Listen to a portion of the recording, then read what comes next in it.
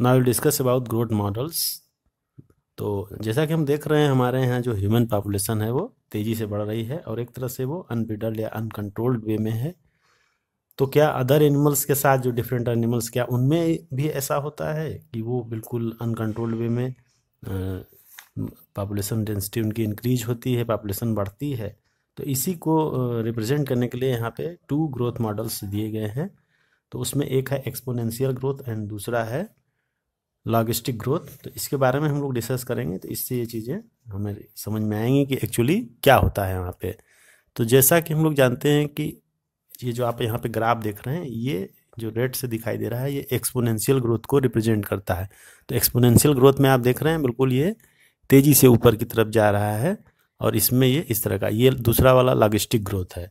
तो exponential growth या exponential stage कब मिलती है? एक्सपोनेंशियल स्टेज तब मिलती है जब रिसोर्सेज यानी कि फूड एंड स्पेस अवेलेबिलिटीज जो है वो अनलिमिटेड हो। व्हेन रिसोर्सेज एंड आप कह सकते हैं कि फूड एंड स्पेस जो है, तो वो अगर उसकी जो अवेलेबिलिटी है वो अनलिमिटेड है, मतलब इतना ज़्यादा है कि उसमें फिर वो कमी नहीं है किसी चीज़ की, कितने भी पॉपुलेशन बढ़े उनके लिए दिक्कत नहीं है।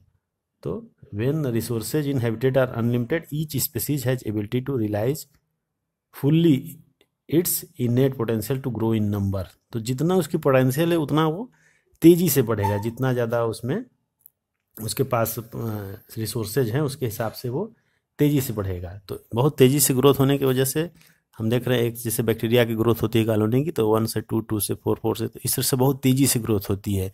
तो यहाँ पे हम देख रहे हैं ये बिल्कुल बढ़ता जा रहा है ऊपर की तरफ, तो पॉपुलेशन तेज़ी से इंक्रीज होती है। तो इस तरह की ग्रोथ को हम लोग बोलेंगे एक्सपोनेंशियल ग्रोथ। और इसको अगर हम लोग को कैलकुलेट करना हो तो हम लोग कैसे करते हैं, यहाँ पे आप देख रहे हैं इसका एक फार्मूला दिया हुआ है। तो इसमें जो n है वो साइज ऑफ पॉपुलेशन है, b यहाँ पे बर्थ रेट है, d यहाँ पे डेथ रेट है। तो इस तरह से ना, ये नंबर नहीं, ये डेथ रेट है, पर कैपिटा बर्थ और डेथ जो है वो ये चीज़ है। तो देन इंक्रीज और decrease in n during a unit time period. अगर किसी यूनिट टाइम पीरियड के लिए हम निकालें तो क्या आएगा, dn/dt, उसको हम लोग कह सकते हैं एक यूनिट टाइम का ये रेट है, इंक्रीज या डिक्रीज है। तो उसके लिए हम लोग बर्थ और death rate b-d into n, b-d को हम लोग r भी कहते हैं। तो जो हमारा यहाँ पे इक्वेशन डेराइव होगा वो क्या होगा, dn/dt equal to r into n। आप मैथ में भी इस तरह से बहुत सारी चीज़ें स्टडी कर चुके हैं, फिजिक्स में भी आप पढ़ते होंगे कि कोई भी एक यूनिट टाइम के लिए अगर कोई भी चीज़ कैलकुलेट करनी है तो उसको हम इस तरह से कैलकुलेट कर सकते हैं। तो ये यूनिट टाइम के अंदर जो डिक्रीज या इंक्रीज है, या हम कह सकते हैं रेट है, उसको हम लोग इस तरह से निकालते हैं। तो यहाँ पे आर जो आएगा वो intrinsic rate of natural increase होगा। तो इस तरह से ये चीज़ आएगी। अगर हम कैलकुलस से इसको वो करें, मैनिपुलेट करें, तो ये फार्मूला आएगा NT equal to N0e⁻r into T.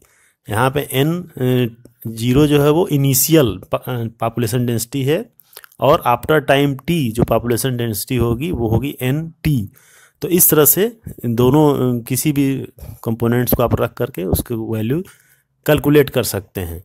तो ये आपका एक्सपोनेंशियल ग्रोथ के बारे में है कि एक्सपोनेंशियली ग्रोथ मतलब जब रिसोर्सेज आपके एबंडेंट हो, उसमें कोई कमी नहीं हो, तो फिर क्या होगा, जो पॉपुलेशन होगी वो तेज़ी से ग्रोथ करेगी। इसी को एक्सपोनेंशियल और ज्योमेट्रिक ग्रोथ भी बोलते हैं, जो कि बढ़ता जाता है। ऐसा आप किसी बैक्टीरिया वगैरह केस में इजीली देख सकते हैं कि वहाँ पे बहुत तेज़ी से ग्रोथ होती है।